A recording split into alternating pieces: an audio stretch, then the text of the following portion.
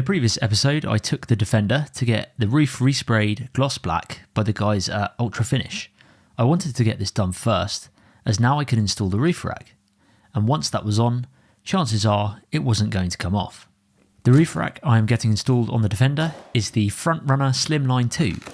It's a big roof rack that runs the entire length of the car, but it gives me so many more options for rooftop tents, storage and accessories. A few years ago I had installed a Front Runner Slimline 2 on my Nissan Navara, so I knew it was a great roof rack. As a result, I reached out to Front Runner and they were kind enough to supply me with this Slimline 2 rack for my Defender. Front Runner make a huge range of high quality overlanding gear that is tried and tested in some of the most remote and harsh environments on the planet. I'll put a link in the description below should you feel like having a browse. Putting the roof rack together is actually a fairly easy process. There are clear instructions on the website which you can download. And although I could have probably put this together myself, I wanted it to be done right, and so I took it to Dom at Enemy Motor Company.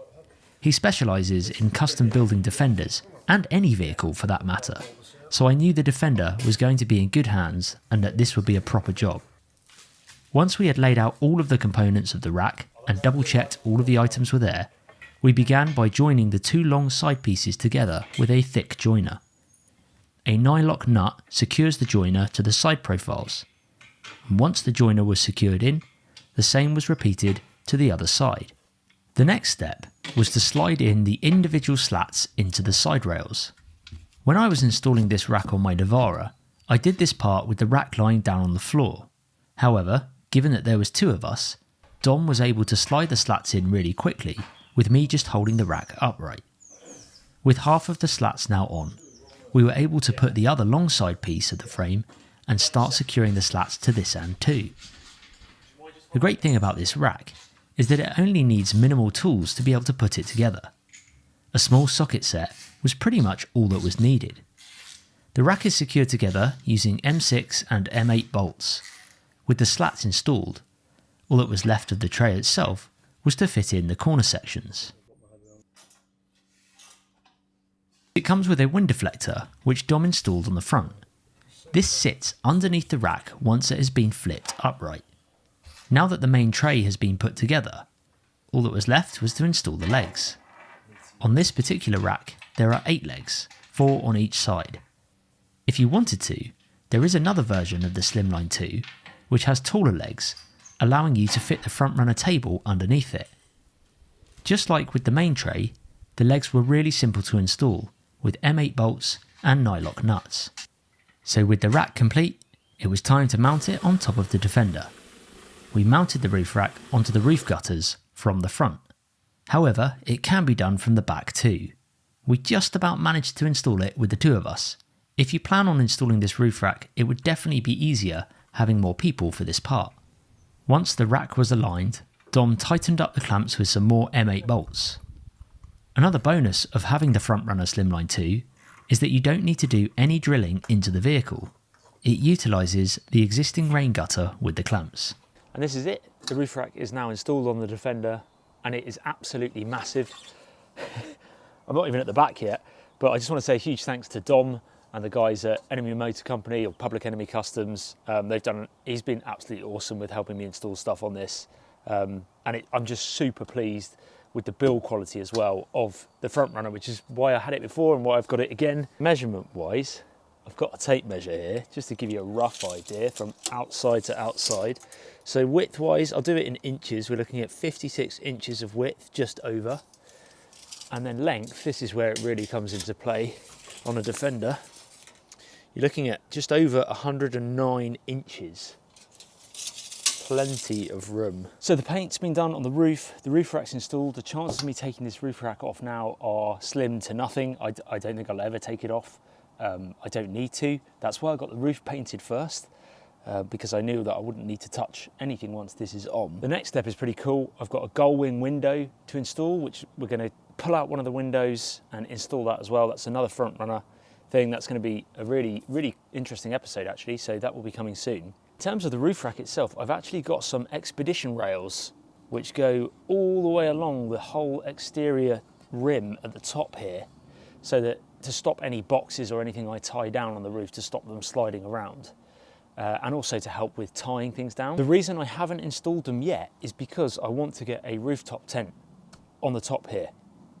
And it's going to be much easier to get on and install without the roof rails on, the expedition rails. So they will be installed after I've got the roof tent on. I do have a couple of other additional things that I'm going to have installed up here, and that is these. These are the Wolf Cub Pro boxes that Front Runner do. They're like heavy, really super heavy duty.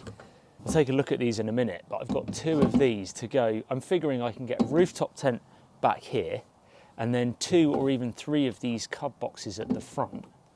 And then on the inside, sorry, the Pro Cub boxes, on the inside I've got the smaller Cub boxes for gear, you know, just general gear that I can have stored. These have little locks as well on them, which is quite handy.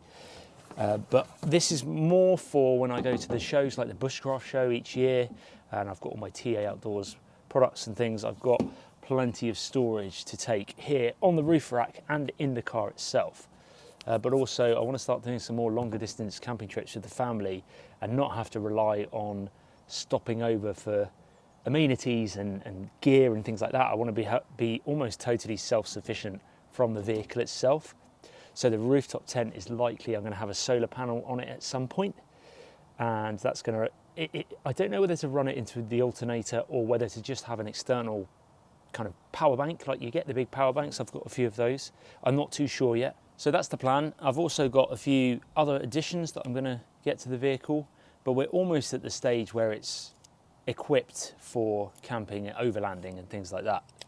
These were the most important thing for me is this. This is what I was most excited about, is the roof rack. I know it sounds a little bit sad really, but it's the dad in me that's like, the utility storage of this roof rack is awesome and I need it. And it's going to be great for just all sorts of my wooden projects and bits of timber and lumber or whatever, trees that I stick on here for firewood. It's just so important to me. So I'm really pleased to have this now installed and move on to a few of the other projects. So this is the Wolf Cub Pro box, and they're actually stackable. So I've got 2 and they just sit on top of each other like that. So if you wanted to stack them on top of each other inside your vehicle, you could do. They've got these kind of straight walls to them, but they're pretty heavy duty, made, I believe they're made from impact resistant plastic, so it's quite durable. And then on the inside of the lid, I've noticed there's this rubber gasket going all the way around, so it creates a bit more of a weatherproof seal. And oh, there's some stickers. They're a decent size, enough to fit plenty of camping gear in, and I'm probably going to store these on the roof rack on some of the trips we go on. I've also got a few of these, which are thick foam dividers, and they come in long lengths like this, and you can basically cut them to the length that you want, and you can have divide these boxes up into sections to organise your gear. So I'll definitely be using these. Just got to decide the layout that I want before I do it. And for the inside of the car, I've just got these small Cub boxes. These are just the Wolf Cub boxes, I think, and they're much smaller. They're for the interior of your car really, but still plenty of space, and I can still put some dividers in there too. They have these small little locks on them there, which you control from the top of the box, and that just helps to keep the lids totally latched on so they won't come off if you're off-roading, bouncing around. I think these ones are stackable too. Just really handy, nice and small, so they don't take up too much room in the vehicle, but enough space to store gear in, recovery gear and things like that. And that's it for this episode. I'll leave a link in the description below to not just the Slimline 2 roof rack, but they do the Slimline 2 for a number of different vehicles as well. I'll put all the links to the gear that I've shown in this video in the description below. Thanks also to Dom and the guys at Enemy Motor Company for helping me install it. Stay tuned for the next episode of the Defender film, which I've already filmed and will be out very soon. Cheers for watching, and I'll see you in the next one.